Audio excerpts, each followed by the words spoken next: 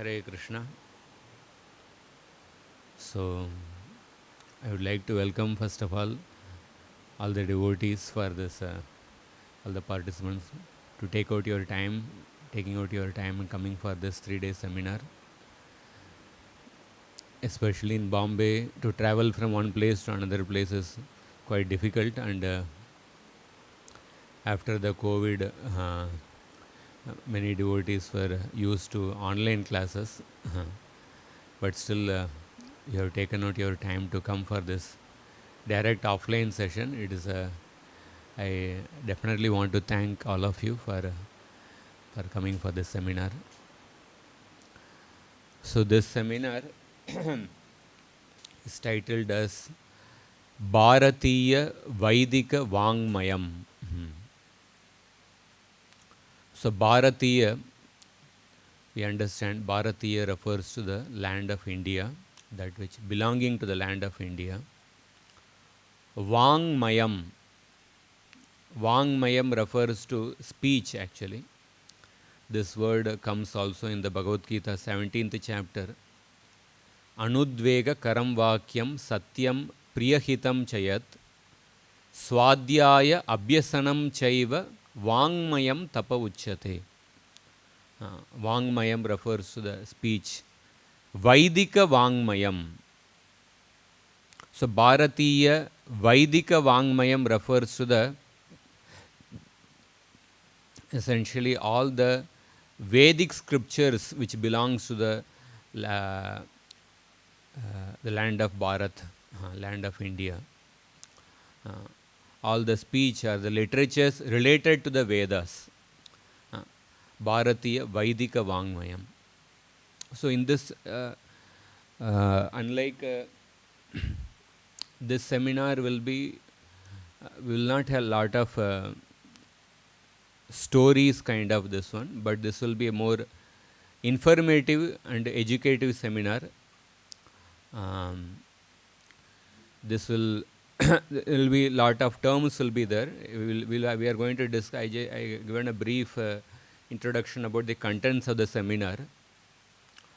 So the first topic we are going to cover is the science of epistemology. Epistemology is about the philosophy of knowledge, the method of actually obtaining knowledge. So in the Sanskrit literatures, we have the term called as pramana. Pramana means prama karana, an instrumental cause of obtaining true knowledge. So karana means instrument. Prama means what? Prama means true knowledge. Yathartha anubhava, perception that agrees with the reality. So prama karana or pramana means the instrumental cause of obtaining true knowledge.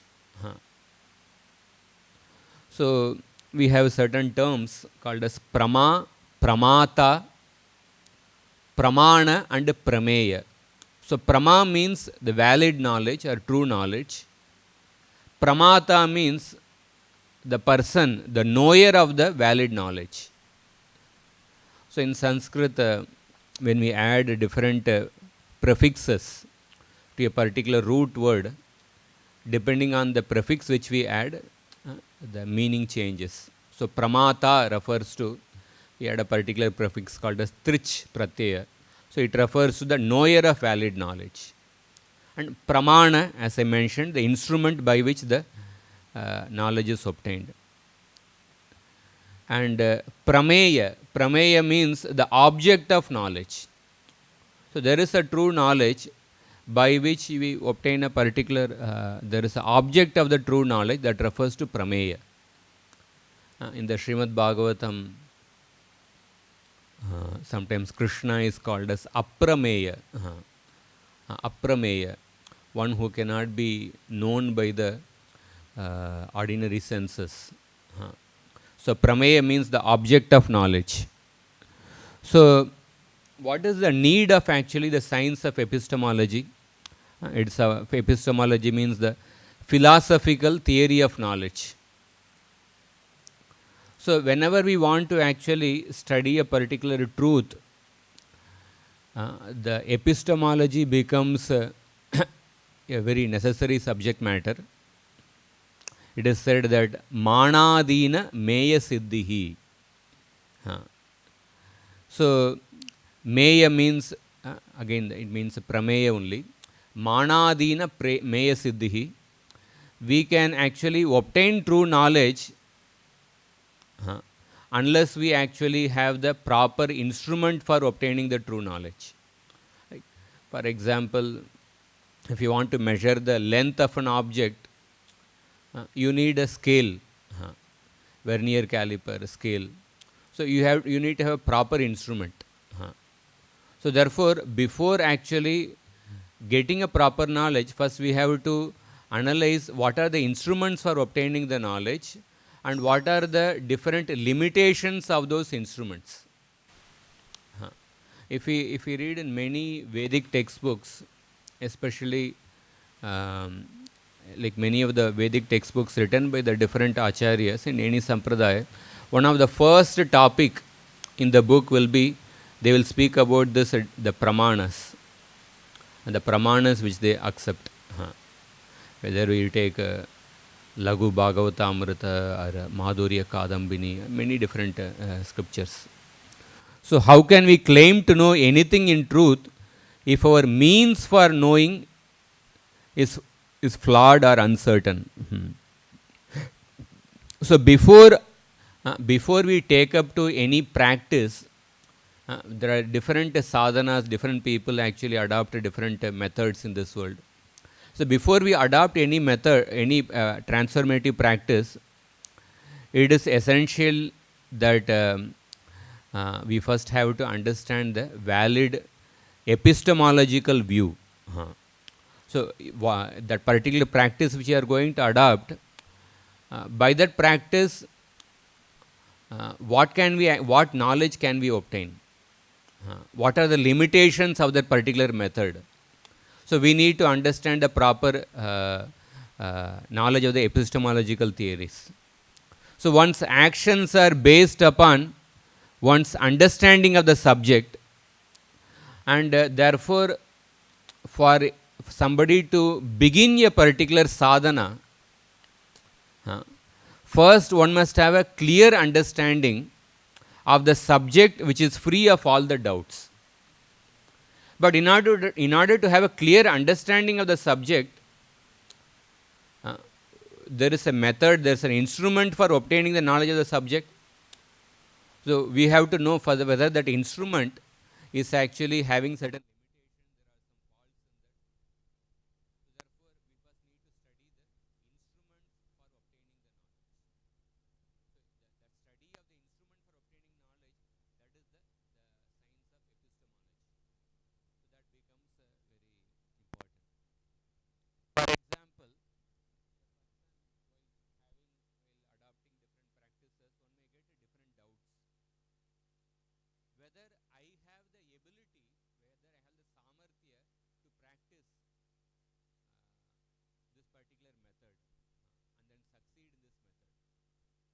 or one may have a doubt about the validity and the efficacy of the prescribed process.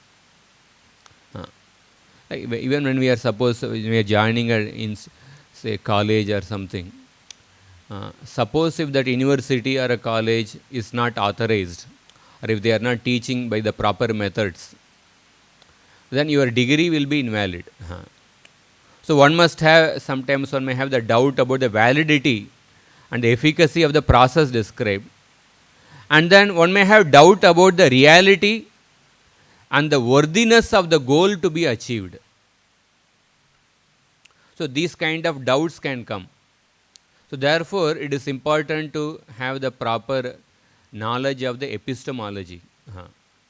So what are the limitations of the different methods of obtaining knowledge?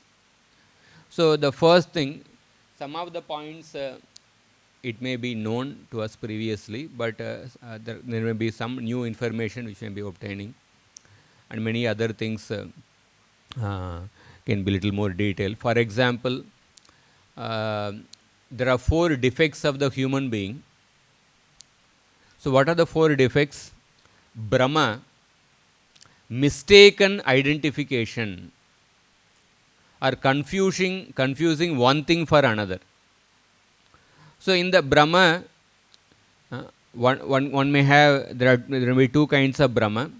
One may identify the body as the Atma. So, there is a fundamental epistemological error.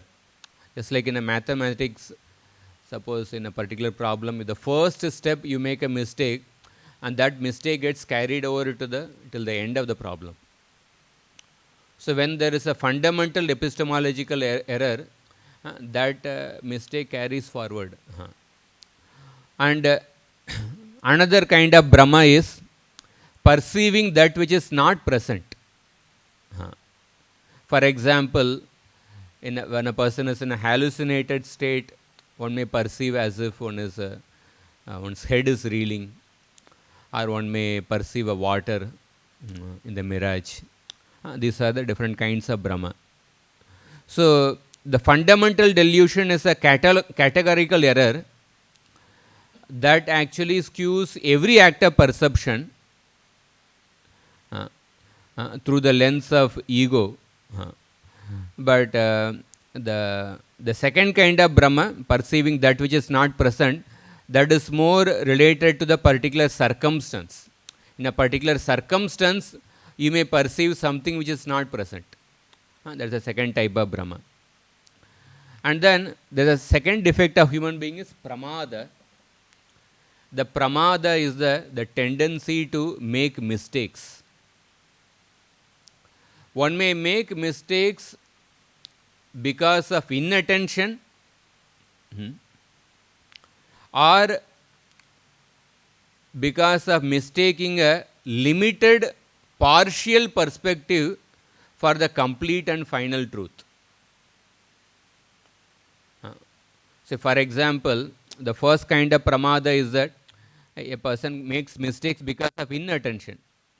So, like suppose you are sitting in a class, apparently we are wide awake, but our mind is focused on something else.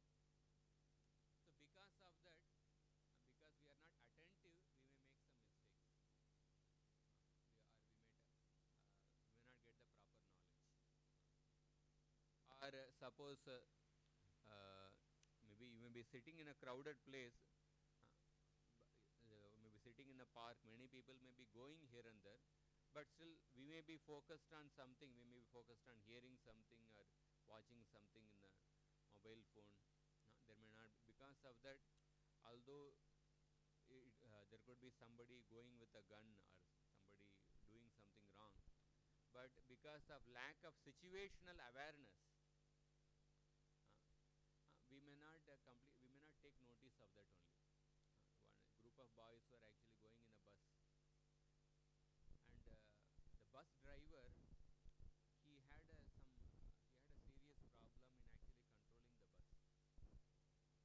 and there was one boy who went and actually helped the bus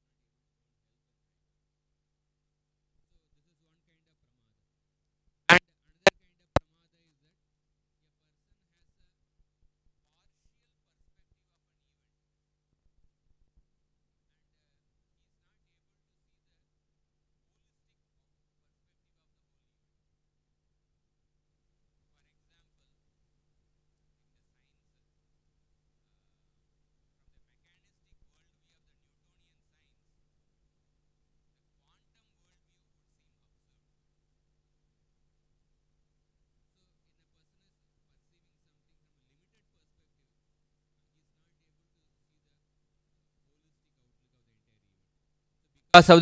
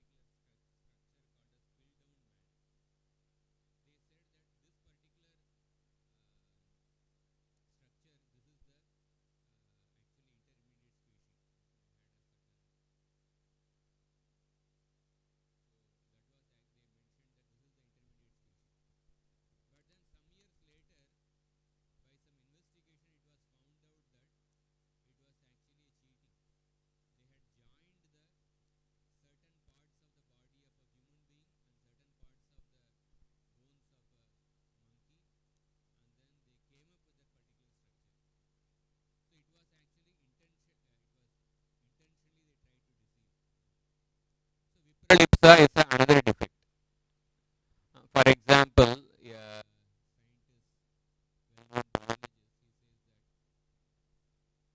studying sociologists of science have revealed that scientists are indeed like other people. Sometimes people say that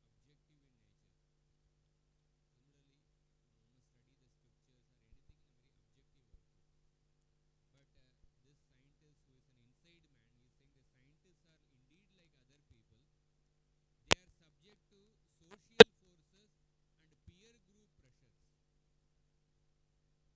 They are subject to social forces and peer group pressures. And they also need acceptance, funding, and if possible, political influence.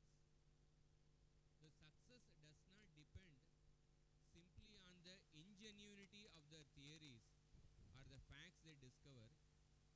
The facts do not speak for themselves. So many times, because of peer pressure and the project funding, they are actually forced to come up with a particular finding. Later, it is found out to be untrue. So he says that phenomena that do not fit anomalies are routinely dismissed or explained away. They usually ignore what they do not want to deal with. So many times they may have a preset conclusion, and in order to prove that conclusion, they adjust the different findings. You might have, if you are aware, if during the COVID period also, there were different reports which came that how many of those findings were interpreted, or they tried to some of the COVID vaccines, they had a wrong effects, they led to different other side effects. So this can also be an example. And then there is a fourth defect of a human being, karana patava. This is the functional limitation of the senses, because every sense has a particular limitation.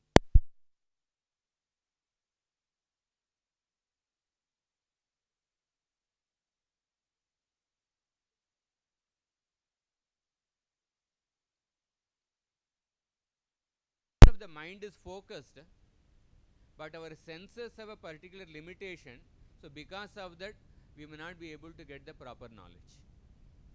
So these are the four defects of a human being. So with this beginning, we will actually discuss about the different types of pramanas. So the pramana means the means of valid knowledge. So there are totally 10 pramanas. Out of that, 3 are most prominent, and we will also discuss why those 3 are most prominent. So what are the 10 pramanas? The first is pratyaksha pramana. So pratyaksha pramana, aksha means the senses. Aksha usually refers to the eye, but here the word aksha is a representative of all the other indriyas also. So pratyaksha pramana, when a particular sense organ comes in contact with the particular object under favorable condition, and the mind is also in contact with that sense object.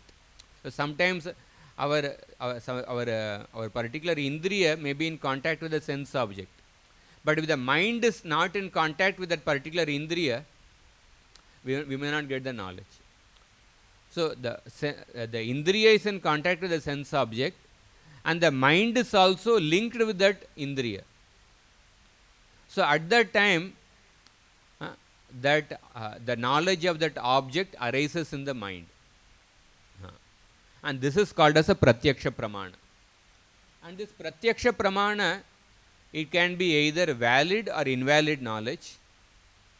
So only those sense perceptions that lead to valid knowledge, that should be considered as the pratyaksha pramana. So pratyaksha pramana is the principal means of obtaining knowledge in our world. So pratyaksha pramana is accepted by all the schools. It may be a theistic school or an atheistic school. All the schools accept the Pratyaksha Pramana as one of the means of valid knowledge. So there are two types of Pratyaksha Pramana can be classified in different ways. One way of classification is external perception, another is internal perception. External perception is when we use our senses to perceive the sense object, that is external perception. And internal perception is when we use our mind. Using our mind we perceive different emotions. That is called as the internal perception. So Pratyaksha Pramana is not consistently reliable because of different reasons. So why? Because as we mentioned, because of these 4 defects which we talked about. Because sometimes a person may not be attentive, and our senses can be prone to delusion, we may commit mistakes, and our senses are imperfect. Because of that, the knowledge obtained from Pratyaksha Pramana may not be always valid. And then besides that, with the Pratyaksha Pramana, you can obtain knowledge of only those objects which are present in front of you. You cannot obtain knowledge of objects in the past or in the future, or you cannot obtain knowledge of the objects which are in some other room, which may be present at the same time, which may be present in some other room or in some other place. And Pratyaksha Pramana, moreover, it is limited only to external or internal phenomena. Something beyond that you cannot actually perceive the Pratyaksha Pramana. And there are another 2 divisions of Pratyaksha called as Vaidusha Pratyaksha and Avaidusha Pratyaksha. So Vaidusha Pratyaksha means what? Divine perception. So divine perception is actually a flawless perception. It is of the nature of unconditioned knowing through the all-embracing intuition. So what does it mean essentially? Vaidusha Pratyaksha is perception through one's spiritual senses. But Avaidusha Pratyaksha is a Pratyaksha Pramana with our material senses. The material senses have these limitations like Karana, Patava, etc.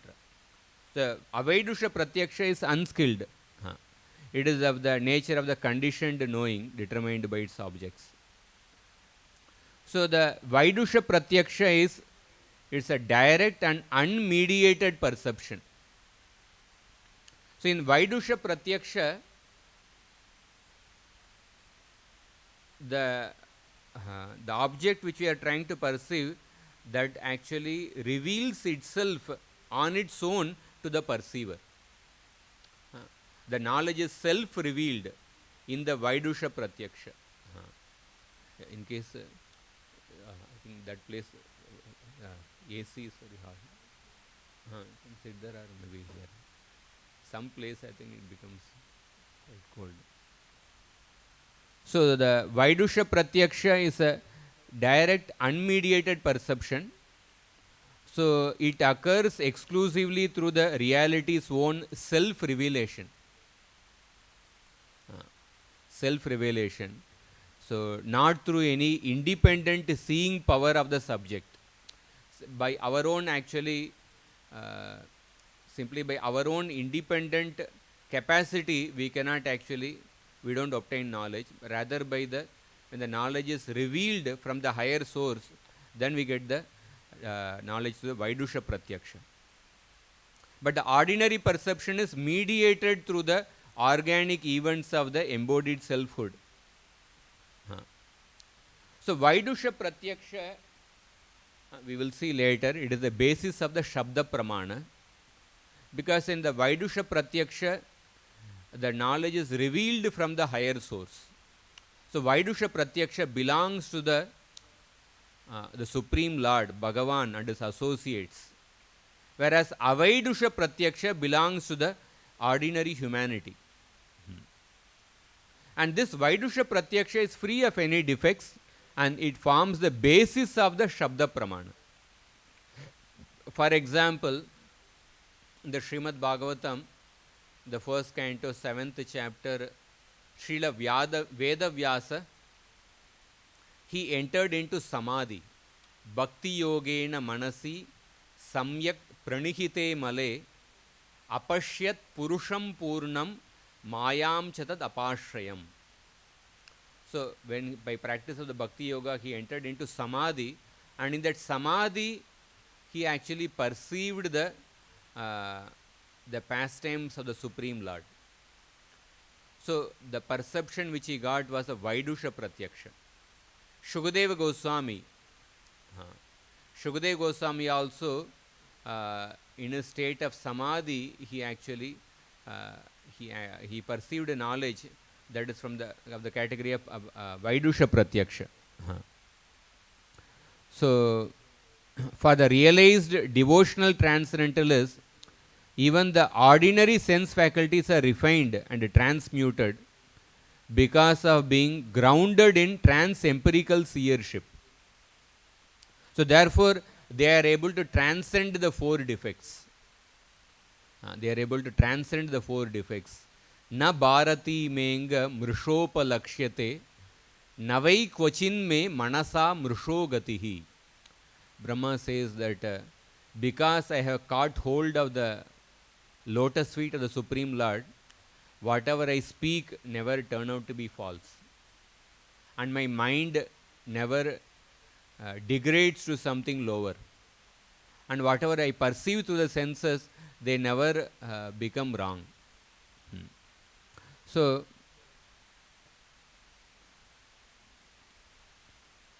the reliable Pratyaksha Pramana, this Vaidusha Pratyaksha Pramana is a reliable thing. It enables direct knowing even of the past or the future events.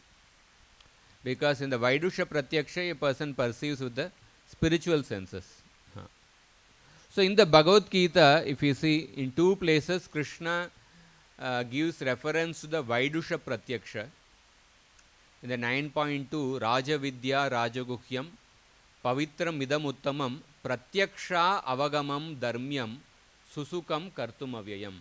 The Pratyaksha Avagamam, so there he is actually referring to the Vaidusha Pratyaksha. By the process of Bhakti Yoga, a person can directly perceive. And then the 6th chapter, when he describes Ashtanga Yoga, he describes the state of Samadhi, where there he says that Buddhi Grahyam Atindriyam. So, Buddhi Grahyam Atindriyam. In the state of Samadhi, a person perceives with one's transcendental senses. So, these are the two references for the Vaidusha Pratyaksha. And then now we go to Anumana Pramana. So, Anumana Pramana is a combination of two words, Anu and Mana. So, Anu means that which follows consequentially from some other previously established knowledge. Anu Mana, something which follows after the previously established knowledge, that is Anumana. So, what are the components of the Anumana? So, Anumana Pramana we may have heard previously. Anumana Pramana is a knowledge obtained through inference. But there is a precise definition of Anumana Pramana, and there are three main components of the Anumana Pramana. Vyapti, Hetu and Paksha Dharmata. So, Vyapti Jnana is the heart of Anumana Pramana. What is Vyapti Jnana? The knowledge of the universal invariable concomitance between the Hetu and the object to be perceived. I will give a simple example. Suppose you are walking in the road uh, in a village side, and there is a mountain. On top of a mountain, there is a smoke on the top of the mountain. And then by seeing that smoke, you guess that probably there is a fire in the mountain. This is something we say. So seeing the smoke, we are saying this. So to come to that conclusion, we come to the conclusion naturally, but there are particular steps involved in that. So there is a vyapti jnana. What is the vyapti jnana? Wherever there is a smoke, there will be fire. This is called as a vyapti jnana. And wherever there is a smoke is the hetu, or smoke is the linga, and fire is the sadhya, the object to be inferred. The universal, invariable concomitance between the hetu and sadhya, or linga and sadhya, that is called as a vyapti jnana. And the example here is that wherever there is a smoke, there will be fire. And the hetu is the middle term, the perception of the mark or the reason in the vicinity. So there are three terms: sadhya, paksha, and paksha dharmata. So sadhya is the major term. That means you are going to infer the presence of the fire, inference of the object. So where you want to infer, you are going to infer, oh, there is fire in the mountain. So that mountain is the paksha. And there is a hetu for that, and the hetu is the smoke. So paksha is the location where the sadhya is going to be inferred. And what is the reason for it? Oh, there is a smoke over there, and that smoke is the hetu or linga. And that the presence of the smoke in the mountain, the presence of the hetu in the paksha, that is called as a paksha dharmata. So these are some of the terms involved in the anumana pramana. And there are two types of anumana. One is the swartha anumana and another is the parartha anumana. Swartha anumana is that, like in the case of the same example, you are seeing the smoke over there, and then within your own mind, you are actually obtaining the knowledge, oh, there is a fire in the mountain. The swartha anumana is that anumana by which the person obtains knowledge for himself. That is the swartha anumana. So parartha anumana is that when you want to explain to some other person, oh, there is a fire in the mountain. So you follow a certain steps called as in the parartha anumana. So in swartha anumana, an example of inference for oneself is the process of reasoning a person undergoes when he repeatedly observes in the kitchen and elsewhere. Like a person has observed in many places. In the kitchen he has seen a smoke and then he has seen a fire. In a cow shed he has seen a smoke and a fire. In many places he has seen smoke and fire, and therefore within his mind he has that knowledge. Wherever there is a smoke, there is a fire. And then he is seeing the smoke in the mountain, and therefore he is obtaining knowledge within himself, oh, there is fire in the mountain. Whereas in parartha anumana, there are 5 steps. When you want to explain to another person, first you will say that there is a proposition, pratigna, there is a fire in the mountain. And then you give a reason, oh, because there is a smoke. And then the third step, you give the vyapti and the drishtanta, the general principle. Wherever there is a smoke, there will be fire. Just like in the case of a kitchen or in the cow shed, like that you give examples. And then the fourth step, you apply the general principle in the current case. So there is a smoke in the mountain. And then finally, you come to the conclusion, nigamana, therefore there is a fire in the mountain. So this is a uh, 5 steps of the Parartha Anumana. And just like we discussed that there are limitations of the Pratyaksha Pramana, Anumana Pramana is also not reliable completely. Because suppose if the observer mistakes the clouds to be the smoke, then he may think that there is a fire in the mountain, but actually there is no fire because there was no smoke only. So one of the main point is that Anumana Pramana also depends on Pratyaksha. So the Hetu which you are perceiving, that depends on your Pratyaksha. So if there is any error in perceiving the reason or any deviation in the universal generalization, if there is any mistake in that Vyapti Jnana, the inference will be faulty and the conclusion will be unreliable. So this Anumana Pramana will be, it is discussed in greater detail in the Nyaya Shastra. We will also discuss about what is the Nyaya Shastra briefly tomorrow. But there are different types of Hetu Abhasa, like that these concepts are there.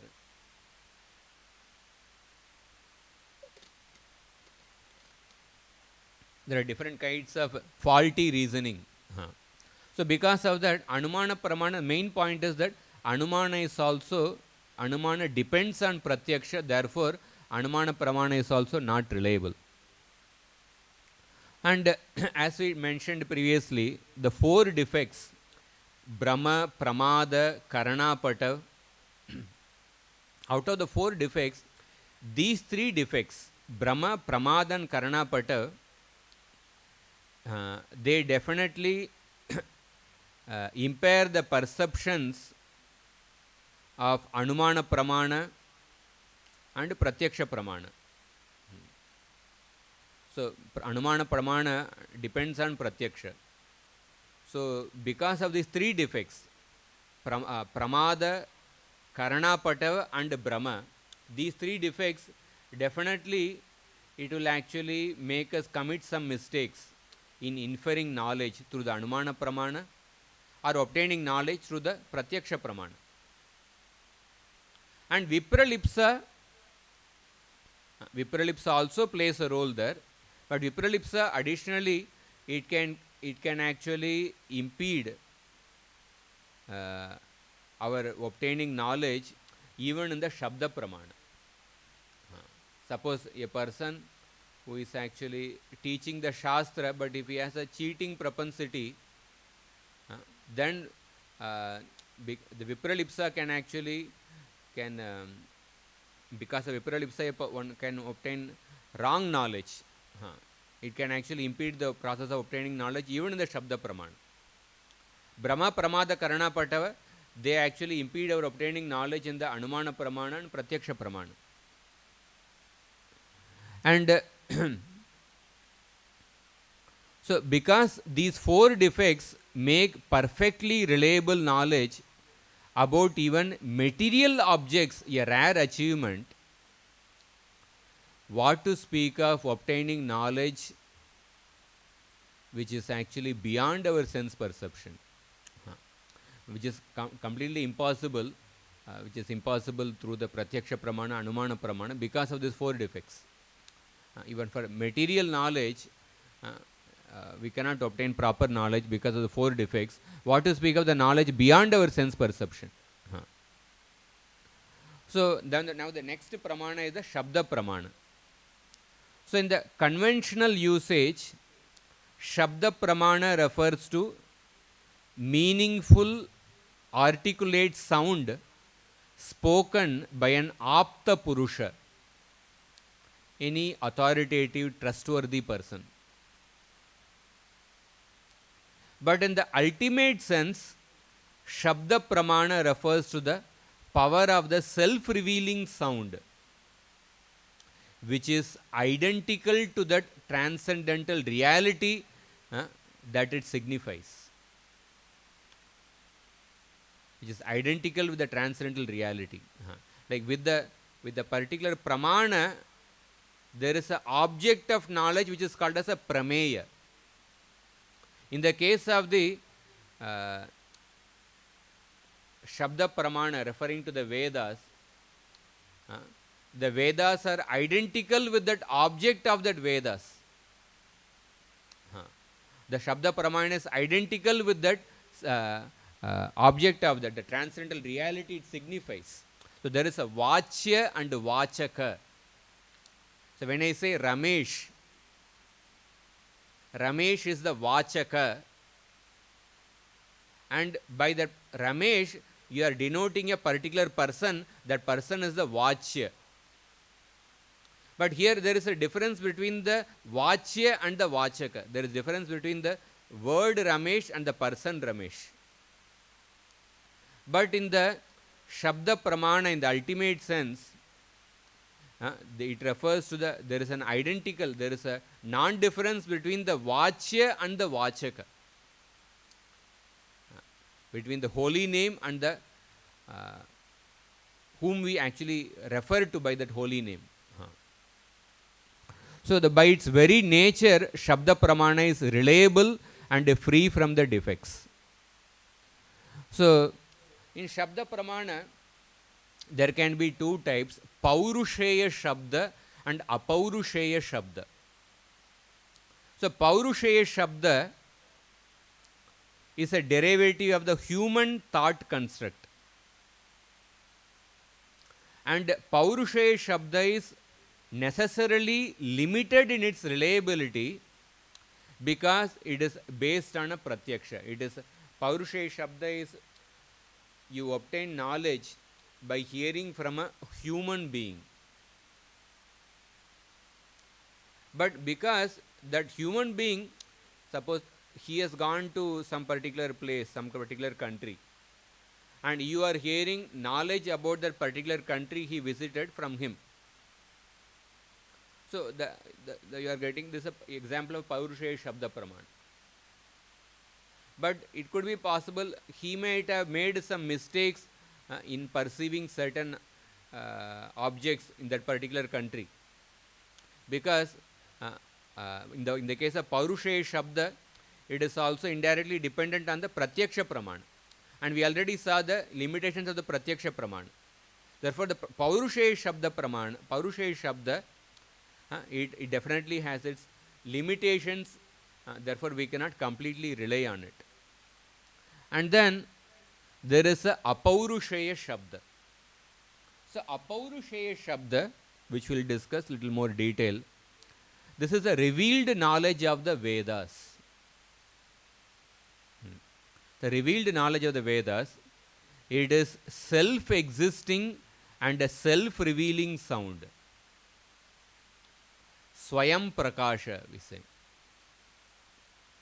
So it is a self-revealing sound. And it is transhuman in origin. That is why we say Apaurusheya.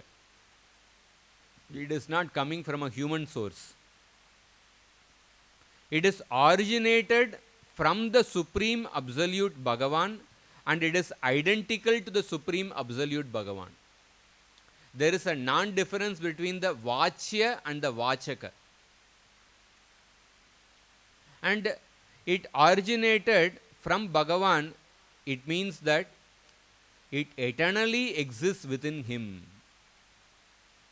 as his own self-revealing sound potency, and not that it has a beginning in time. So this Apaurusheya Shabda, Vedas, they are actually co-eternal with the absolute truth. Just like the absolute truth is Anadi, the Vedas are also Anadi. It is not Vedas are co-eternal with the absolute truth. It has no beginning in time. Anadi Siddha.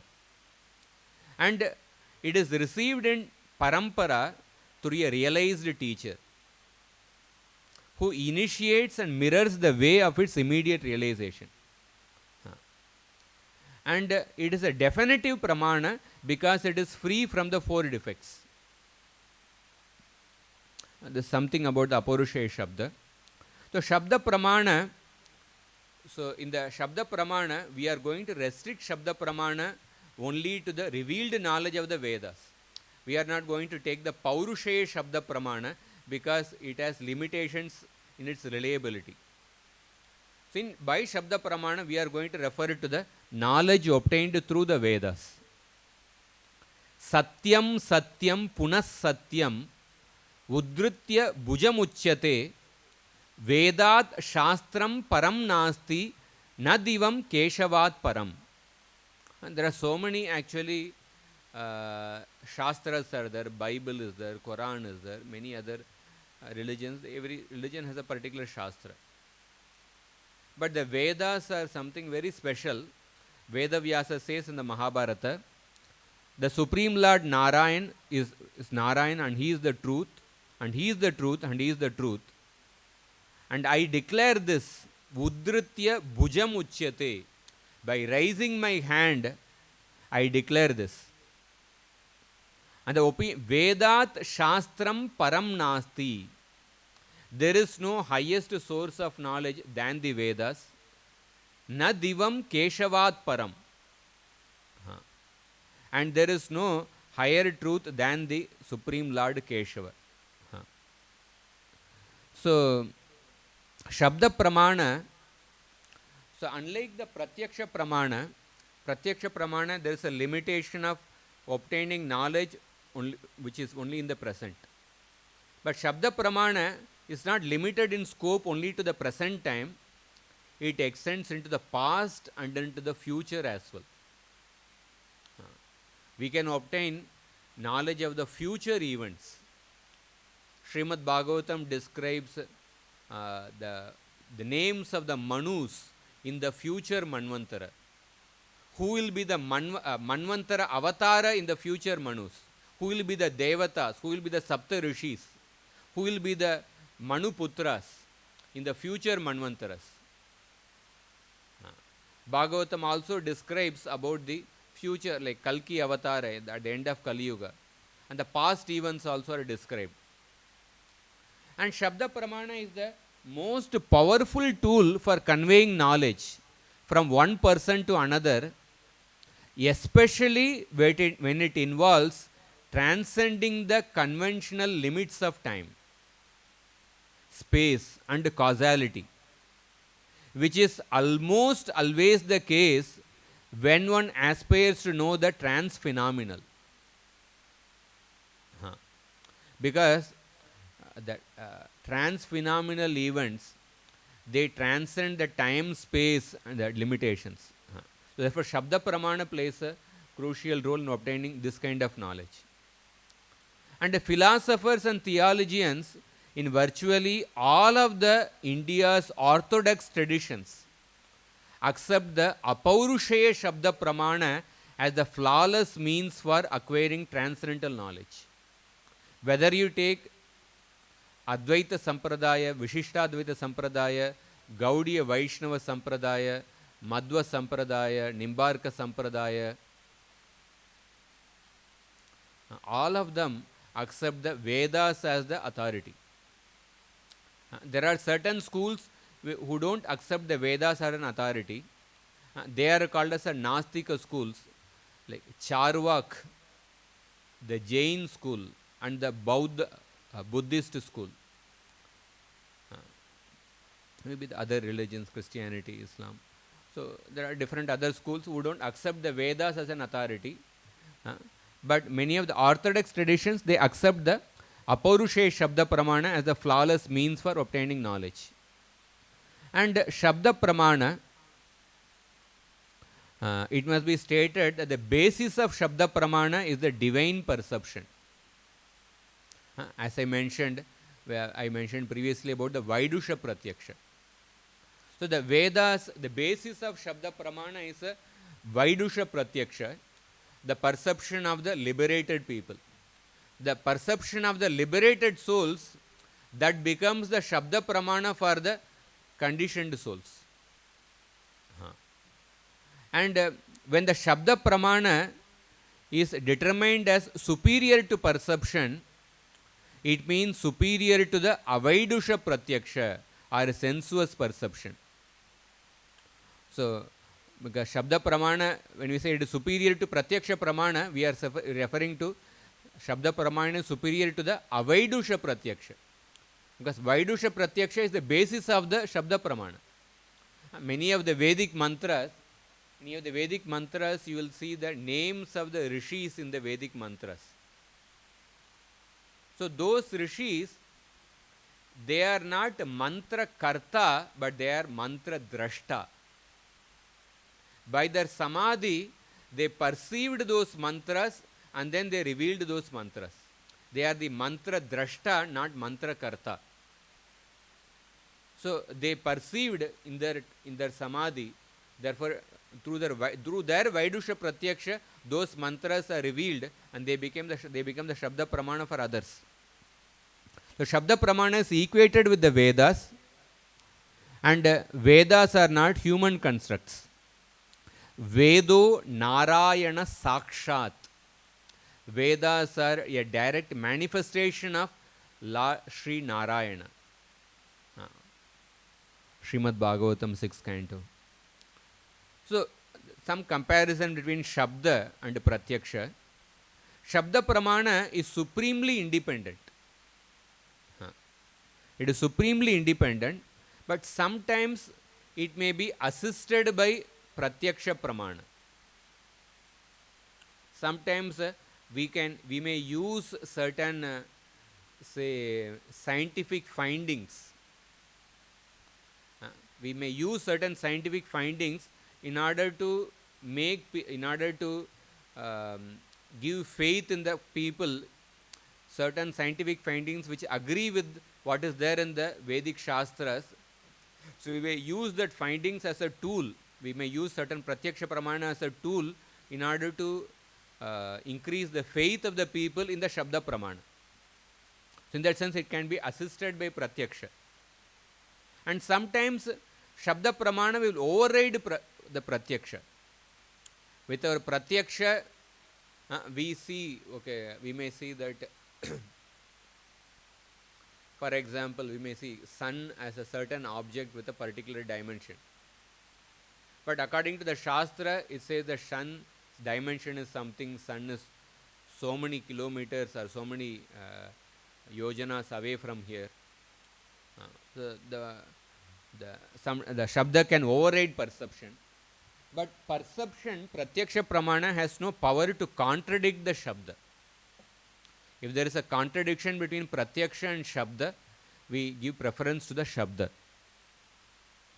And so we have talked about 3 Pramanas so far: Pratyaksha, Anumana and Shabda. So let us go through the other 7 Pramanas. So as I mentioned that this course will be little more conceptual oriented, but this will be a very good foundation. It will be a good foundation for any new person, and it can also be a good informative for seasoned practitioners of Bhakti Yoga, which can be helpful for them also to teach to other people who are in your circle of influence. So the 4th Pramana is Arsha Pramana. So Arsha Pramana means what? The statements of the authoritative sages. So many places, for example, many Vyakhyanas, in many commentaries on the Srimad Bhagavatam, many places, a particular word, it will be mentioned that it is a Arsha Prayoga. So according to the normal grammatical rules, the word should be pronounced in a particular manner. But then in that particular shloka, the word may be used in a different manner. And for that, the reasoning will be given as this is a Arsha Prayoga. This is how the authority has used, therefore we accept it as it is. Arsha Prayoga. So there are many authoritative sages. Gautama Rishi, Kanada, Patanjali, like that many sages are there. Many of these are considered as authorities, and they have given different philosophical treatises called as darshanas.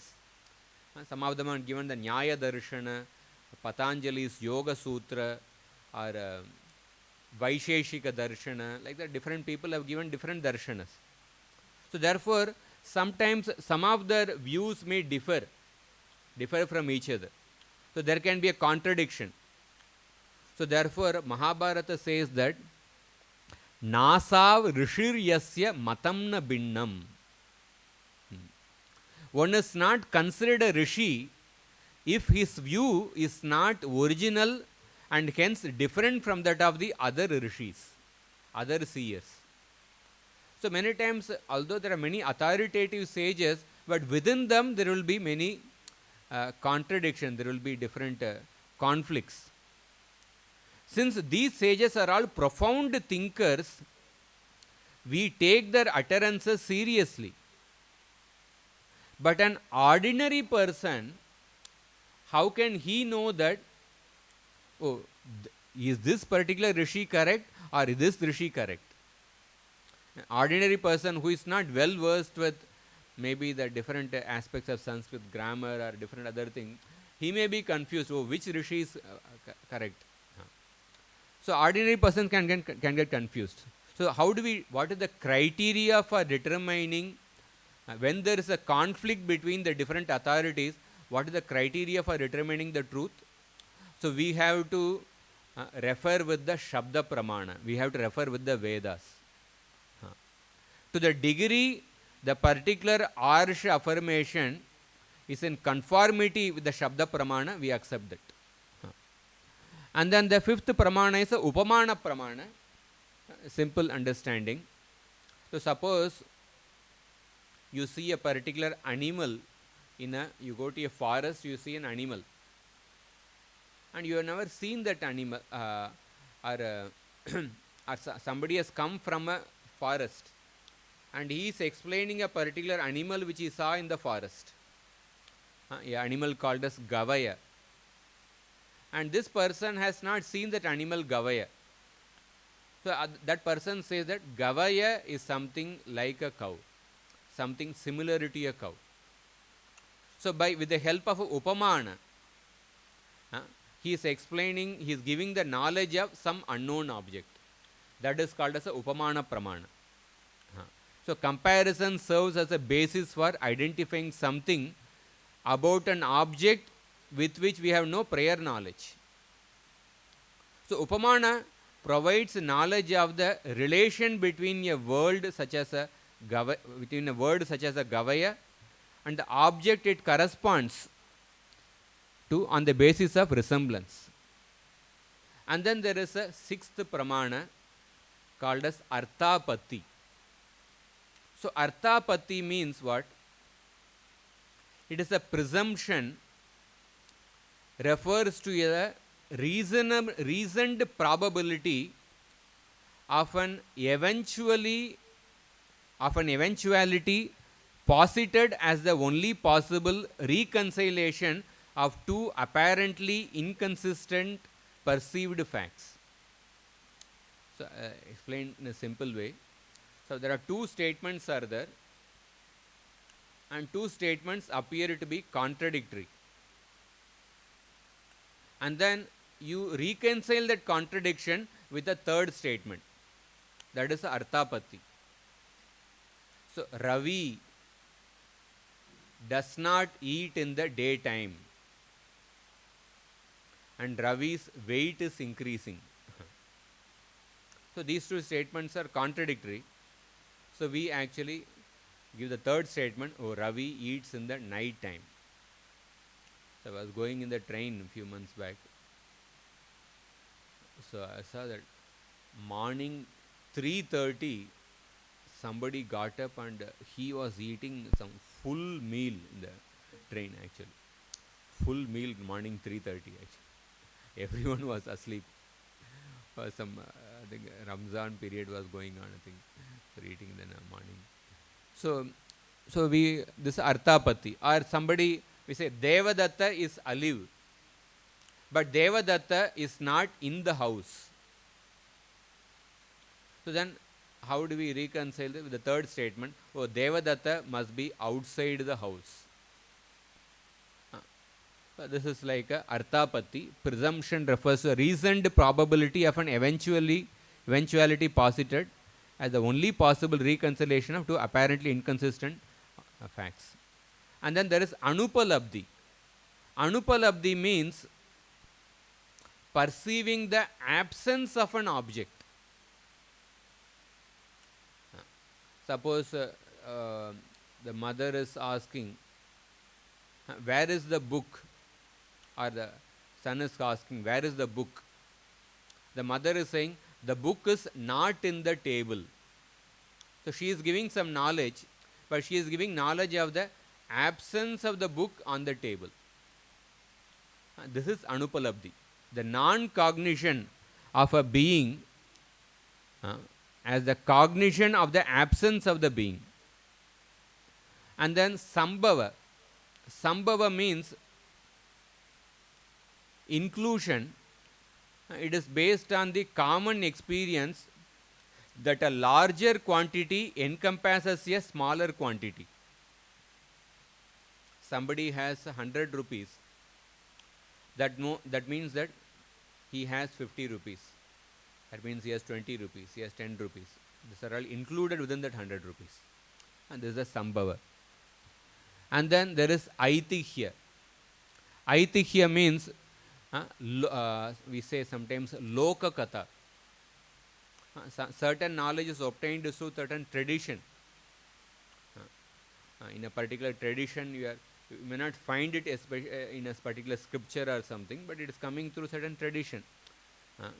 For example, there is a popular belief that the Pandavas built the old fort in New Delhi. So there is no written proof or a scriptural authority to support the belief, but it has been passed down for generations to the present day and is widely accepted as the corresponding to the fact. So generation after generation, certain knowledge is coming down. And then there is Cheshta. Cheshta refers to a person is giving a particular gesture, and through that gesture he is giving a certain knowledge. I mean, there is a previously these people have met with each other and they have formed a certain code word. Sometimes even the spy agencies, they may have a certain like certain gesture. If they raise their hand, it means something, or if they blink their eyes, it means something. Or like somebody, the match is going on, or like a person is going for an exam or going for a sports, or like we say like this, it means like best of luck, wish you victory in that match. So like that, there is a sign with our fingers to indicate a victory. So this kind of knowledge is a cheshta. So, and there are different schools, they accept different pramanas. Like Charvak school accepts only the Pratyaksha pramana. Just some information. Buddhistic school and Vaisheshika school accept Pratyaksha along with Anumana. Sankhya and the Yoga schools, they accept Pratyaksha, Anumana and Shabda. And Nayayikas accept one more pramana, Upamana. And then particular branch of Mimamsaka school called as Prabhakaras, they accept Arthapatti along with the previous four pramanas. And then there is a particular branch of Mimamsakas called as Kumarila Bhatta. They add Anupalabdhi to the above five pramanas. Pauranikas, they add Sambhava and Aitihya to the above. Tantrikas accept Cheshta and Arsha along with the above 8. Like the different schools accept different number of pramanas. So the conclusive view of the 10 pramanas is that, so we accept all the 10 pramanas, but then we are going to bring the 10 pramanas to only 3 categories, Pratyaksha, Anumana and Shabda. Because the reason is that the other 7 pramanas can be seen as a combination of Pratyaksha, Anumana and Shabda. So therefore we are going to focus only on Pratyaksha, Anumana, Shabda. So for example, Srila Jiva Goswami, He acknowledges all the 10 pramanas, but he mainly focuses on pratyaksha, anumana and shabda. He does not reject the other 7. Why he focused on only 3? Because the other 7 can be included, can be seen as a combination of these 3. So, for example, comparison,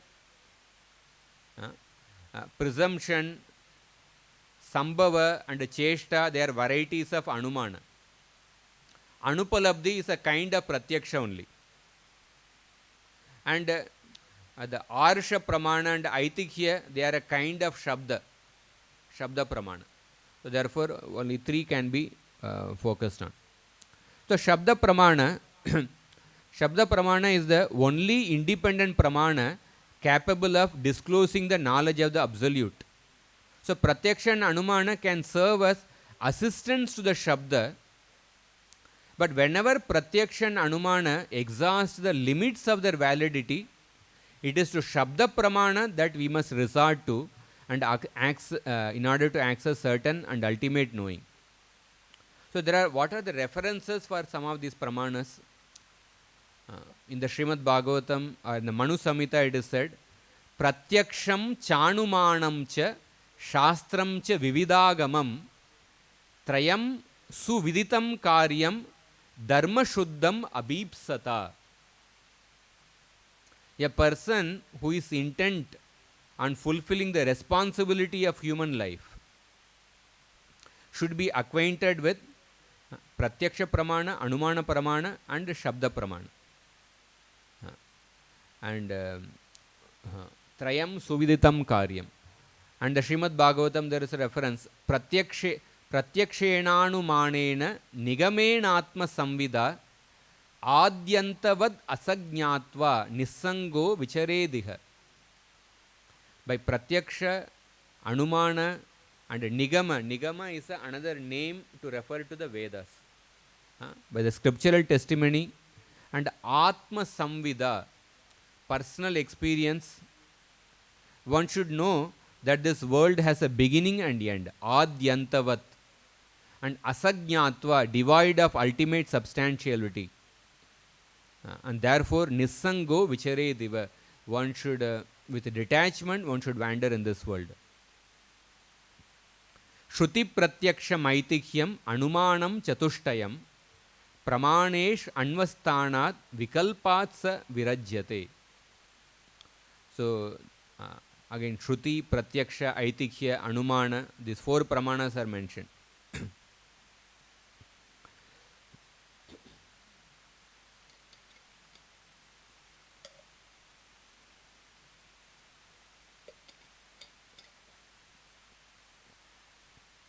So, when we talked about the limitations of Pratyaksha Pramana, it does not mean that we have to distress the Pratyaksha Pramana always. If we see even all the other Pramanas, they actually start from the Pratyaksha Pramana. They start from the Pratyaksha Pramana. All the Pramanas, whether it is Anumana Pramana, Shabda Pramana, Cheshta, all the Pramana, they start from Pratyaksha Pramana. So, therefore, that person who insists on always distrusting the evidence from the Pratyaksha Pramana, he cannot lead a normal life only. He will have no basis for participating in philosophy. And he cannot lead any meaningful aspect of life. So, therefore, so then one may say that, so then Shabda Pramana, in order to even to get knowledge of the Shabda Pramana, we are relying on Pratyaksha, you are relying on your ears, or we are relying on your ears and the eyes when you are reading the book. So, doesn't it reduce Shabda Pramana to a secondary authority, because Shabda Pramana is dependent on Pratyaksha? Yeah, definitely we do have to rely on our senses even to get knowledge of the Shabda Pramana, but the statements of the Shastras themselves are independent. They themselves are independent, and on a practical this one, we definitely rely on our senses. to get knowledge of Shabda Pramana. So, as I mentioned, example of a philosophy which believes only on Pratyaksha Pramana is a Charvak philosophy. So, Pratyaksha Pramana is basically seeing is believing.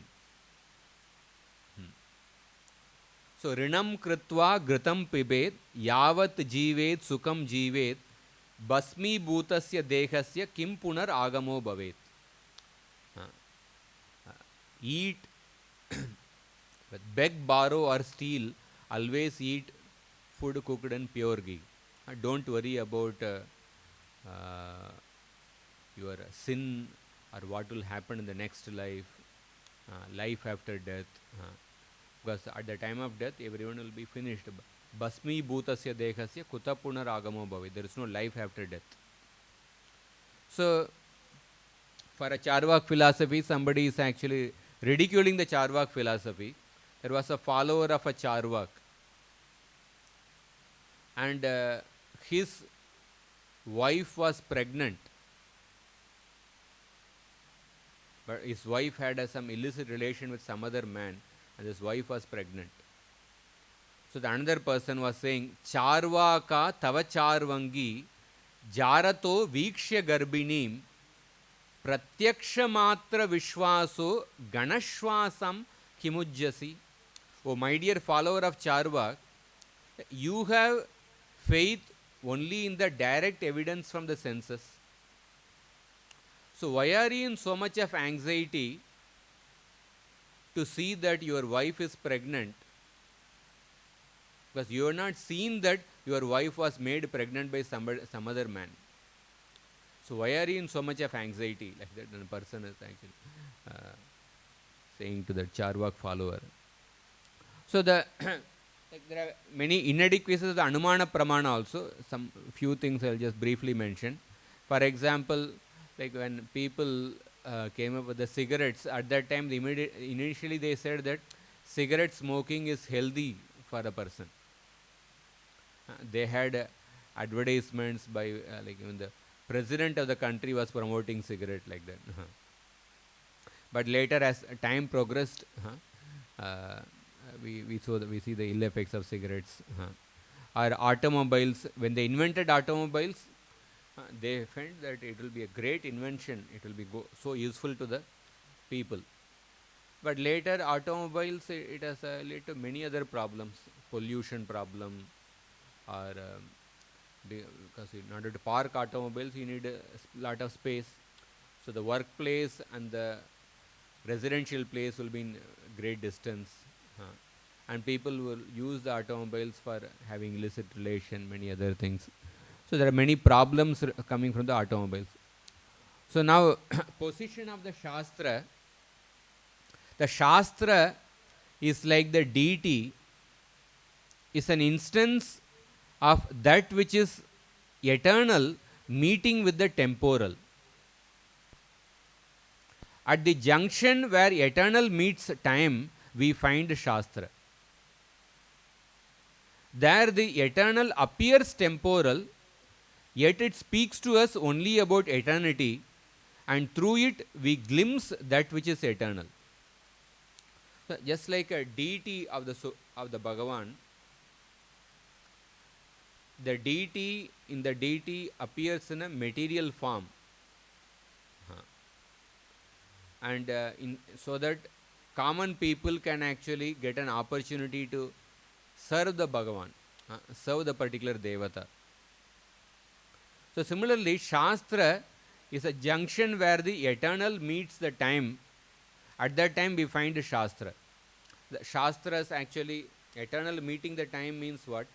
Many of the Shastras are written at a particular point in time. Shastra is actually eternal. Vedic Shastras are eternal. We will come to that point also. Although the Vedas are eternal, but they are compiled at a particular time. Srimad Bhagavatam is eternal, but was written at it appeared at a particular time. In that sense, Shastra is at the junction where the eternal meets the time, we find Shastra. Shastra is eternal, but it appears in a particular time. So because of that, the eternal appears temporal. Because it appeared in a particular time, we think that, oh, it has a beginning.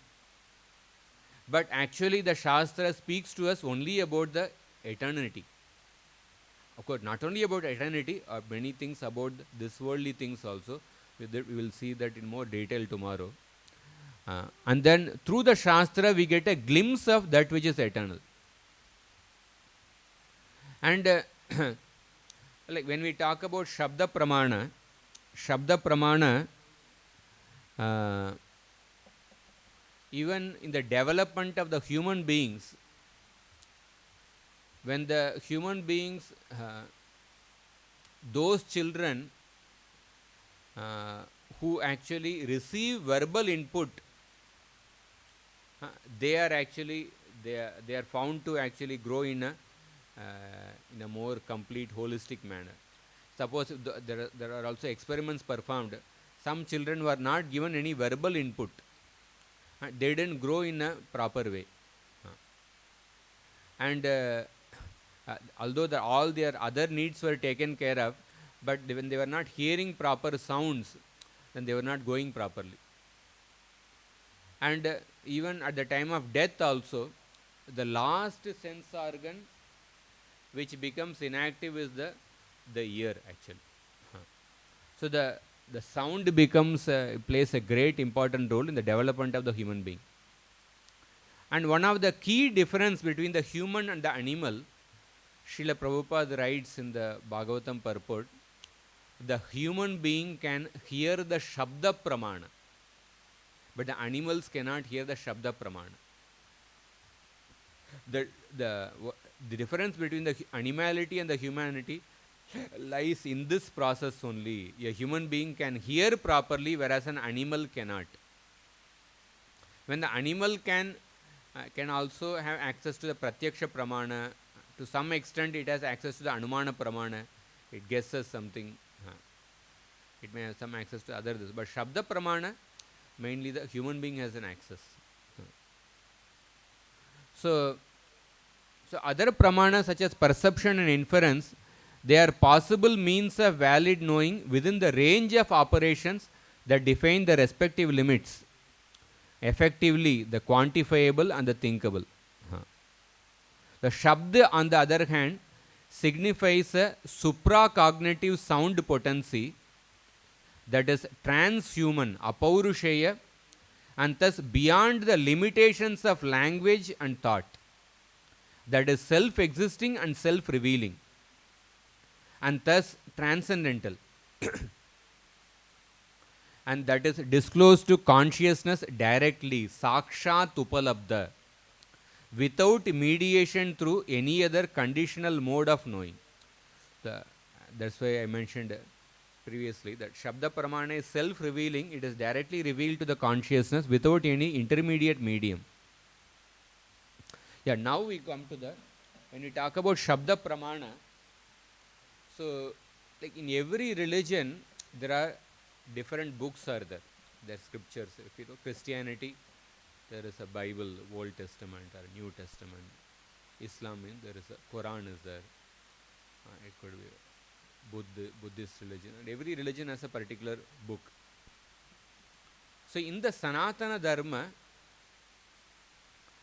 we have to understand what are the number of books in the Sanatana Dharma. What are the categories of the Shastras in the Sanatana Dharma. So this is now, so far many things you might have heard, or maybe few information may be little new, or many things you might have heard. But now we are going ahead. We are going to discuss. Okay, we have discussed the till that point. Till now we have come to the importance of the Shabda Pramana. Shabda Pramana means we mentioned, okay, it is a Vedas. But in particular now, in Shabda Pramana, in the Sanatana Dharma, what are the different categories of the books in the Sanatana Dharma? So they are called as the 18 Vidyasthanam. Vidyasthanam means 18 seats of knowledge. So at least, like we may not, we don't have the capacity to study each and every Vidyasthanam, But what we are expecting at the end of the course is that at least we must know what are the names of the 18 Vidyasthanams and what is the role of the different Vidyasthanams. Because when we are in the land of Bharata, when we are in the Sanatana Dharma, we have to know our Shastras. What are the Shastras? The study of this categories of the different Shastras, what is it about? This can give tremendous appreciation for the Sanatana Dharma. It can give tremendous sattvika pride, sattvika garva in the followers of the Sanatana Dharma. Rajasika garva and tamasika garva is something to be rejected, but sattvika garva that should be there for everyone. So in the Vishnu Purana, it is mentioned, Angani Veda Chatvaro Mimamsa Nyaya Vistaraha Dharmashastram Puranam Cha Vidya Hyetas Chaturdasha. Chaturdasha means 14.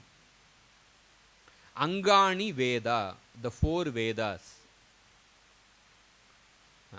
Vedas. Vedas means 4. Angani means the Angas of the Vedas. How many Angas of Vedas are there? There are 6 Vedangas are there. So 4 Vedas with its 6 Angas. And Mimamsa, Nyaya, Dharma Shastra and the Puranas, they are considered as the 14 types of knowledge. And they are 14 types of knowledge. And the next verse in the Vishnu Puran, Ayurveda Dhanurveda Gandharvashchaiva te trayah Arthashastram Chaturtam cha Vidyahi Ashtadashaivataha. And there are 4 more Vidyasthanams are mentioned. Ayurveda, Dhanurveda, Gandharva Veda and Arthashastra. So when you add 14 plus 4, there are 18. 4 Vedas, 6 Vedangas, and Nyaya, Mimamsa, Dharmashastra, Puranas. With the Puranas, you can include Itihasas also in the same category. And then Ayurveda, Dhanurveda, Gandharva Veda and Arthashastra. These are the 18 seeds of knowledge. They are not 18 books, there are 18 categories. Within each category, there will be hundreds of books. Within each category, there will be hundreds of books and hundreds of commentaries on each book actually. These are 18 categories. And is there any reference? More references are there. Srimad Bhagavad Gita purport 10.32 Adhyatma Vidya Vidyanam. Among the different Vidyas, I am the Adhyatma Vidya, the knowledge by which a person attains liberation from this world. So in that purport, the very same Vishnu Purana verses are quoted. Srila Prabhupada says in that purport, for advanced education, there are various kinds of books of knowledge, such as the 4 Vedas, there are 6 supplements, that is the Vedangas, the Vedanta Sutra, books of logic, books of religiosity, Dharma Shastras, and the Puranas. So altogether, there are 14 divisions of books of education. Of these, the book which presents Adhyatma Vidya, spiritual knowledge in particular, the Vedanta Sutra represents Krishna. So some places 14 categories are mentioned, some other places all the 18 categories are mentioned. So there are totally 18 Vidyasthanams. So 18 Vidyasthanam, 4 Vedas plus 6 Vedangas and the 4 Upangas. 4 Upangas refer to Nyaya, Mimamsa, Dharma Shastra and the Puranas. So Anga means what? In our body there are different Angas are there. The Angas of the body, the purpose of the Anga is to serve the body. Angas are the different limbs of the body. And Upanga means the auxiliary limb.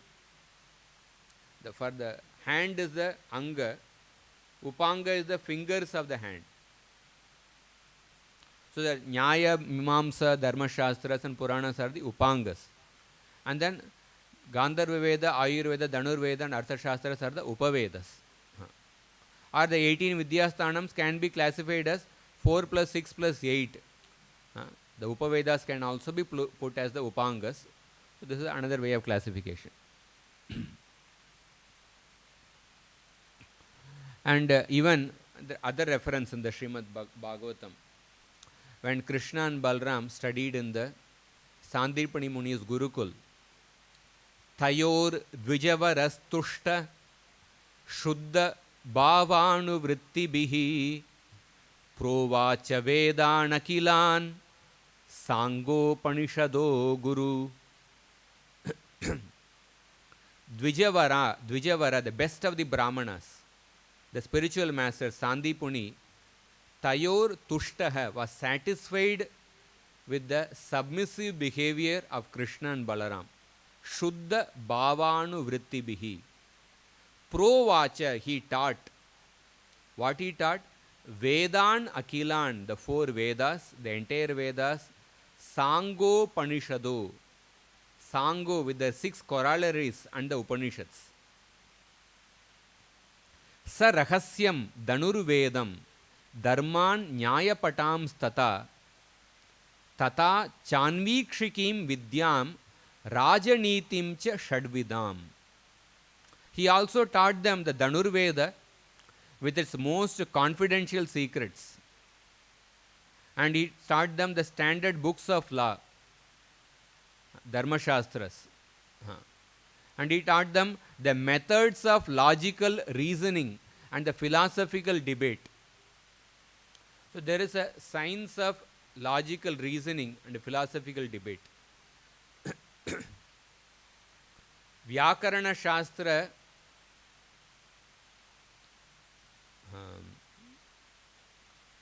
Vyakarana Shastra is about the different words, how to form the right words. Nyaya Shastra is about the science of how to think. When you want to think, when you want to present a particular concept, so for example, even Rupa Goswami also uses those concepts in the Bhakti Rasamrita Sindhu. When you want to give a particular concept, when you want to debate with somebody, you need to know the science of thinking. When you want to actually say find certain mistakes in the opponent's argument, you need to know what is the wrong reasoning which he has presented. So you need to know the science of thinking. So when a person reads Nyaya Shastra, one becomes very sharp in his thinking actually. So the method of logical reasoning and the philosophical debate, Rajanitim Cha Shadvidam, the 6-fold science of politics. So all these things were taught to Krishna and Balaram. So you see that one of the main thing, another one of the point we'll see at the end of this course, whoever attends it, we will see how the Shastras in the Sanatana Dharma, they have a very holistic perspective. Because oftentimes, even in a spiritual organization, different sampradayas, many teachers who have they may be very good teachers of a particular subject, but it is very rare to find a teacher who has a holistic perspective of the different Shastras. What is the role of the different Shastra in different aspects of life? So how the Vedic Shastras, they give a holistic program for a person's life in this world. So even the science of politics were taught. So we'll take a few more minutes and then we'll take up some questions. So we see some of the unique characteristics of the Vedas is that. So now we are going to discuss out of the 18 Vidyasthanams, we are going to discuss briefly about each Vidyasthanam. So initially I am going to discuss about the 4 Vedas. Because we have to know about our scriptures. What are the 4 Vedas? What is the uniqueness of the Vedas? There are many scriptures in different religions, but the uniqueness of the Vedas is that the Vedas provide diverse varieties of paths. So Vedas are called as the mother. A mother who has many children, he understands the swabhava of each child and then takes care of the child accordingly. Similarly, Veda Mata, it gives a varieties of approaches to the absolute truth for people in the different situations in life who are in different levels. At the same time, the Vedas have a consistent and unified theme. So one of the drawback, one of the thing of the Western Indologists when they came to study the Vedic scriptures, they said that the Vedas lack a unified consistency in their theme and presentation of the subjects. Because some place there some Devata is spoken, some place some path is spoken, some place some Ayurveda is there, some place some Yajna is mentioned. There is no consistency, there is no correlation between the different subjects. And therefore they said that it is written by different people. Some people said that Mahabharata was written by not by one person called as Vyasadeva. Vyasadeva represents the body of the authors. Vyasadeva means a body, and that body comprises of many people. Many people wrote different sections, and then it was compiled into one book called as Mahabharata. So, but actually Vedas have a consistent and a unified theme. The Vedic corpus includes thousands of separate texts, yet when we carefully study the whole, we find it very consistent. And many generations of reputable, discriminating Brahmanas have been satisfied to direct their lives according to the Vedic authority. Not only because their parents did so, but because they themselves have experienced the practical benefits. And tomorrow we will also discuss the purpose of studying the Vedas. There is a very beautiful statement in the Patanjali's Mahabhashya. We will delve on that also tomorrow. So by living according to the Vedic standards of self-control in body and mind, one becomes a peaceful, clear-headed and fit to understand the highest purposes of life. In the Srimad Bhagavatam, in the 11th canto, Krishna speaks to Uddhava about the parampara of the Vedas. I forgot to mention the chapter number. The Supreme Personality of Godhead said, by the influence of time, the transcendental sound of Vedic knowledge was lost at the time of annihilation. Therefore, when the subsequent creation took place, I spoke the Vedic knowledge to Brahma because I myself am the religious principles enunciated in the Vedas. And Brahma spoke to the Vedic knowledge to Manu and the Saptarishis headed by Bhrigumuni. They accepted the knowledge from Manu. And from the Bhrigumuni and the other sons of Brahma, many descendants appeared. Devatas, demons, human beings, Guhyakas, Siddhas, etc. And all of the many universal species, along with the respective leaders, appeared with different natures and different desires generated from the three gunas, Sattva, Rajo and Tamo guna. And because of the different characteristics of the living entities within the universe, there are a great many variety of Vedic rituals, mantras and rewards. So it requires a great broad-mindedness to give different paths suitable to the different people. One has to recognize the diversity. One of the fundamental aspects of the creation, whether in the material realm or in the spiritual realm, is the diversity. When you recognize the diversity, then you give different paths for different people so that they can progress gradually. That shows how the Vedas are so broad-minded in their approach. On the other hand, the narrow-minded paths, they give one path, and those who don't follow this path, they go to hell. So that's a very narrow-minded approach. Therefore, due to the great variety of desires and natures among the human beings, there are many different theistic philosophies of life which are handed down through tradition, custom and disciplic succession. And there are other teachers who directly support the atheistic viewpoints which are not based on the Vedas. So, some statements about the origin of the Vedas. Vedo Narayana Sakshat. They are identical with Narayana. Yo Brahmanam Vidadati Purvam Yo Vai Vedamscha Prahinoti Tasmai. Shvetasvatara Upanishad. That supreme deity created Brahma at the beginning of creation and delivered the Vedas to him. It is not that Vedas were written at the time of creation. Vedas are anadi, they are eternal.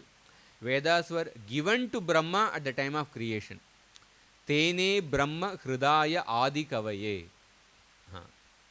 So, and even, so Vedas are not created, but they exist without a beginning. Anadi Siddha. Just like Bhagavan is eternal, Vedas are also co-eternal with the Supreme Lord. So, there is a famous verse, this is a very important verse from the Brihadaranyaka Upanishad, which says that the Vedas are the breath of the Supreme Lord. Evam va aresya mahato bhutasya nishvasitam. The word nishvasitam is important. Nishvasitam yetad yad rigvedo yajurvedo Samavedo Atharvangirasa Itihasa Puranam. My dear Maitreyi, the Rig, Yajur, Sama, Atharva, as well as the Itihasa and Puranas, they appeared from the breathing of the Supreme Being. Because the Supreme Being is eternal, the breathing of the Supreme Being is also eternal. But the breath of a person is always subordinate to that person. We cannot say breath is created at a particular time. When the person is eternal, his breath is also eternal. At the same time, the breath is not greater than the person, the breath is subordinate to the person. Similarly, Vedas are eternal. They are co-eternal with the Supreme Lord, but at the same time, Vedas are subordinate to that Supreme Person. So, Yasya Nishvasitam Vedaha. The Vedas are the breath of the Supreme Lord. And another verse from the Brihadaranyaka Upanishad. Asya mahato bhutasya nishvasitam etad yad rigvedo yajurveda samavedo atharvangirasaha. So even though the Vedas are co-eternal, the Supreme Lord, but the Vedas are subordinate to the absolute truth. Vedas themselves say yasya nishvasitam vedaha. So there cannot be a time when we existed, but the breath did not exist. So breath, when the person is existing, the breath will also be always existing. Similarly, Vedas are not independent of the absolute truth, because the breath is not independent of the person. But at the same time, the breath is eternal, just like the person. So with this we'll actually stop here now. Now we will continue from tomorrow. So today what we discussed briefly, initially we discussed about the need of epistemological study, the need of the studying the science of the pramanas, and we began with the four defects of a human being: Brahma, Pramada, Karana Patava and Vipralipsa. And then we started discussing the 10 pramanas: Pratyaksha Pramana, Anumana Pramana. And because of these four defects, how it puts limitations in obtaining the true knowledge from the Pratyaksha Pramana and Anumana Pramana. We discussed that. And then we discussed about the Shabda Pramana and different subcategories within each of them: Pratyaksha, Anumana and Shabda Pramana. Within Pratyaksha Pramana we discussed Vaidusha Pratyaksha, Avaidusha Pratyaksha, internal perception, external perception. Anumana Pramana also, Swartha Anumana, Parartha Anumana, different elements of Anumana. Shabda Pramana also we discussed Paurusheya Shabda Pramana, Apaurusheya Shabda Pramana. And then we discussed 7 other Pramanas. And then why we are going to focus mainly on 3 Pramanas we discussed. And then we discussed some comparison between Shabda, Pratyaksha, Anumana, and different schools which accepted only different types of pramanas. And then coming to the point of the, and then we discussed Shabda Pramana in the Sanatan Dharma, it refers to the 18 Vidyasthanams, 18 categories of knowledge. Out of those, we began discussing the first 4, that is the 4 Vedas. And some references to the 18 Vidyasthanams we discussed. So if anybody has any questions or take up. We can have the questions based on what we discussed, and then later something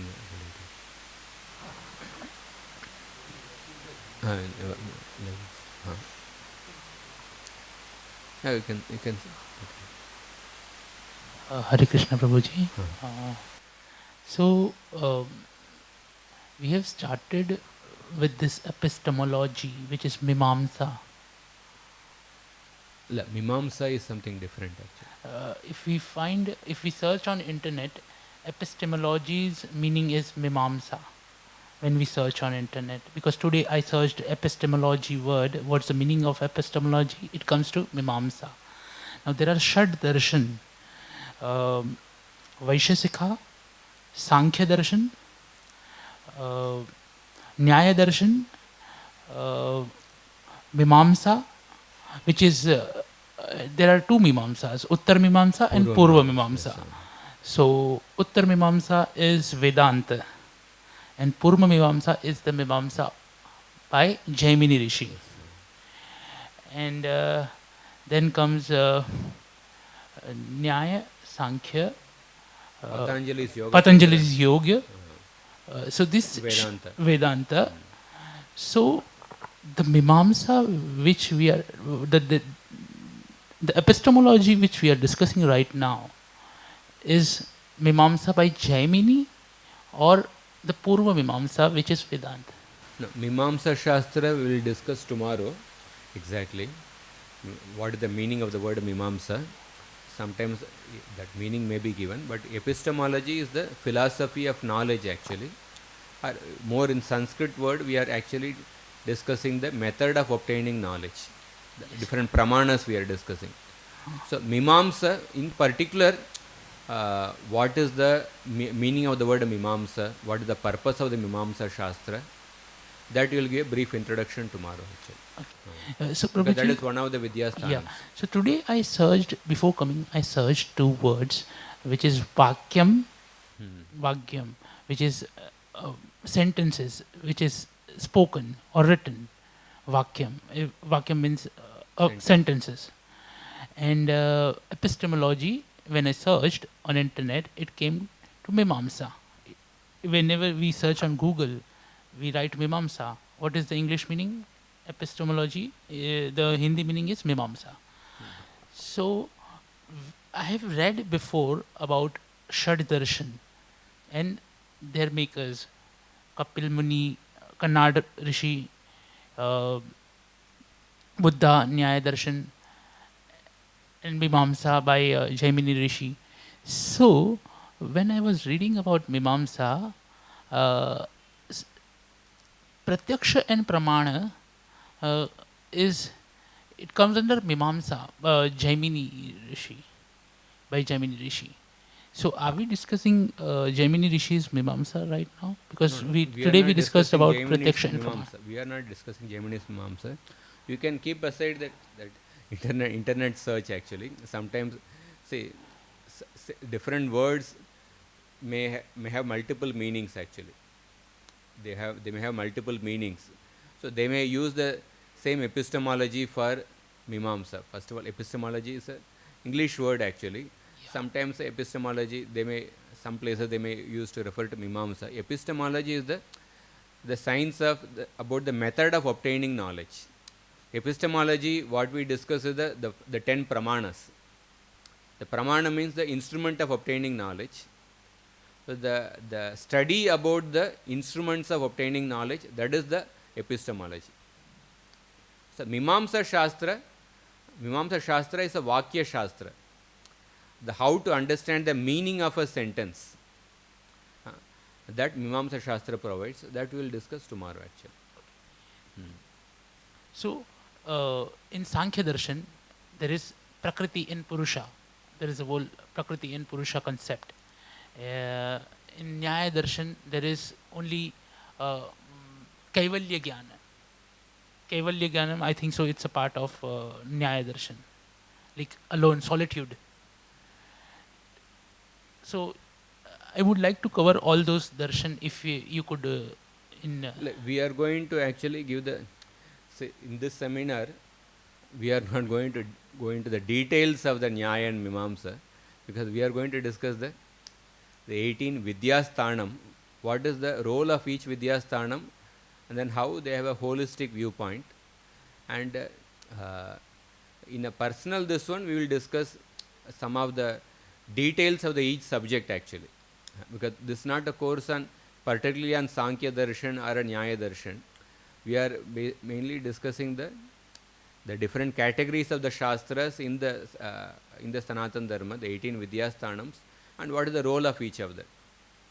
And the particular concepts presented within that particular Shastra, that will be a separate course only actually. That will the particular doubts will take up separately, but currently today we didn't discuss the Mimamsa Shastra. The epistemology is about the science of the Pramana, the method of obtaining knowledge. Yes.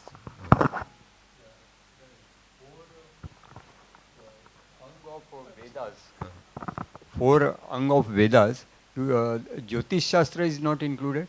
6 Vedangas. 6 Sir, Vedangas, six, sir. right. Yeah, Jyotisha is one of the Vedanga. So we will discuss that also tomorrow. What are the 6 Vedangas, what is the role, some very brief introduction about that. Because here in the Jyotisha is there, Siksha is there, Vyakarana is there, different Vedangas are there. And what is the Hindi word or Sanskrit word for this epistemology? Epistemology, Pramana,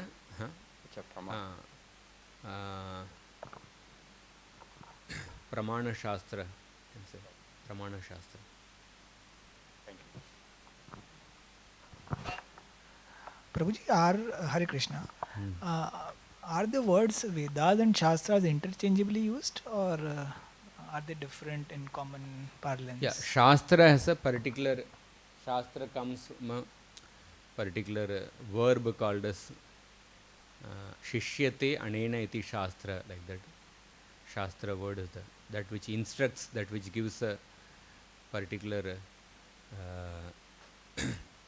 agya, instruction to a person, that is a Shastra. Shastra in general, it can refer to anything which gives an instruction, it can be called as a Shastra in one sense. Vedas particularly refer to the Vedic Shastras. Shastra, the literal meaning of the word Shastra is that which gives an instruction, that which regulates a person by giving an instruction. Shishyate anena iti Shastra.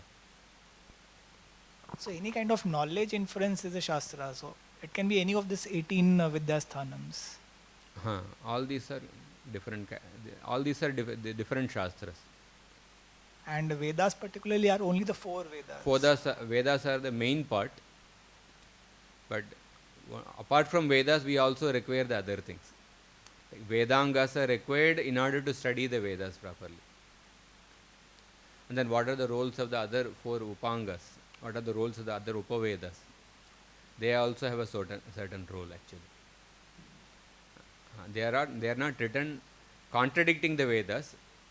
They are all written based on the Vedas, but they have a particular role.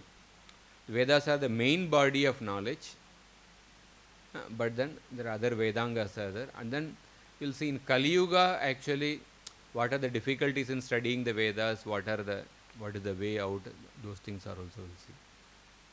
So Prabhuji, Bhagavad Gita and Srimad Bhagavatam are part of which school of knowledge among the 18? Yeah, they all come within all these come within this 18 Vidyasthanams.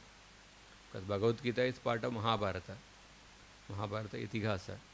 So the 4 Upangas we say. Okay. Purana Itihasa is one of the Upanga. Because in that Mahabharata is the part of Mahabharata is the Bhagavad Gita. The Purana is one of the Puranas is Bhagavad Purana. They also come. So therefore we will also see the unique position of the Gita and the Bhagavatam also.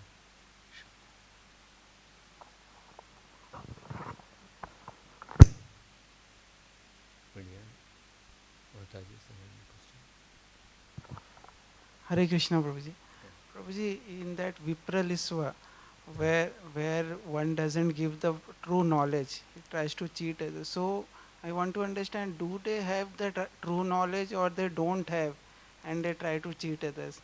Because how it can be possible if one has true knowledge and he will not give it to, either they don't have faith in the knowledge, then only he will give. So how to... No, sometimes, one of the main quality of a Brahmana is that a Brahmana should never cheat others in knowledge actually. That's one of the main quality of a Brahmana. Sometimes a person may not reveal the complete knowledge because of certain insecurity. Oh, if I reveal this knowledge, he may become more famous than me or something like that. That can be. Or sometimes a person with a wrong intention, he may give a little wrong knowledge, so that person commits a mistake because it can be pralipsa. Sometimes a person may give the knowledge without seeing the adhikara, because one of the in every Vedic textbook there is something called as a anubandha chatushtaya. Every book will have 4 things mentioned. Who is the adhikari of that knowledge? What is the vishaya of the book? What is the prayojana of that knowledge? And sambandha, what is the relationship between the book and the subject? Every book will have these 4 things, anubandha chatushtaya. Many of the modern books, many times they don't mention about the adhikari, prayojana, etc. But if we see any Vedic books, a person written by in the Vedic tradition, they mention these 4 things. So sometimes when a person gives a knowledge without seeing the adhikar of the person, then the knowledge will have a wrong effect on the person. It may not be cheating, but a person is careless in giving the knowledge without seeing the adhikara, then it may have the wrong effect. So the cheating can be because of different reasons. Sometimes it can be unintentional. He may have a wrong knowledge, unintentionally he cheated actually. Yes, thank you, Prabhu.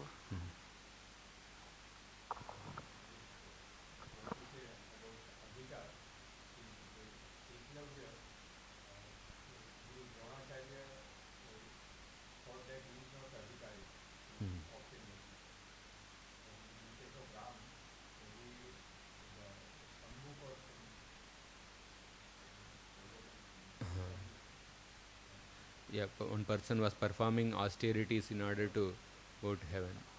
So therefore, adhikari. Yeah. It's like somebody, suppose terrorist from ISIS. Suppose he joins some defense academy to learn to make bombs. Then the person with the wrong adhikara is joining actually. He may use it for the destruction of the world. So similarly, sometimes Ram saw that this person is performing tapasya, doing something without adhikara, which will cause destruction. Therefore, he punished him. So, any other points?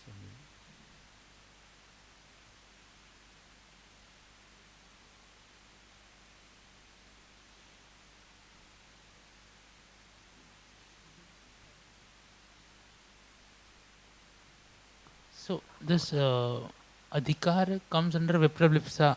No. Vipralipsa that we discussed about the 4 defects of one of the 4 defects of a human being. This adhikara, it comes under the anubandha chatushtaya. Anubandha chatushtaya. Every book will have these 4 components. What is the vishaya of the book, subject of the book, who is the adhikari for the knowledge mentioned in that book. And third is the prayojana of that knowledge, the purpose of that knowledge, or what will you obtain by getting that knowledge. And fourth is the sambandha between the book and the subject. Every book will mention this Anubandha Chatushtaya. Like in the Bhagavad Gita, Krishna mentions idam te na tapaskaya na bhaktaya kadachana nacha asusrushave vachyam nachamam yobhya suyati. Do not give this knowledge to somebody who is not austere, like that he mentions. Bhagavatam mentions paramo nirmatsaranam satam. This is meant for those who are free from envy. Like that, the adhikari is mentioned in different books.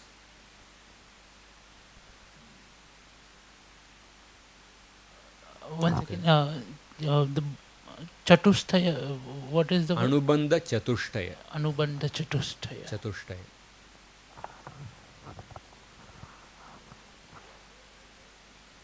So we'll stop here. I think it's already 9:10. So tomorrow I'm looking forward to all of your participation tomorrow also. Although it may be a little dry subject matter, it's more theory information, but I definitely feel and hope that when you go through this this course, you will have a good foundation, good appreciation for the Sanatan Dharma, and it will increase your appreciation for the Shastras. I pray that it will give a proper direction. Hare Krishna. Srila Prabhupada ki jai, Gaura Bhakta Vrinda ki jai. Hare Krishna.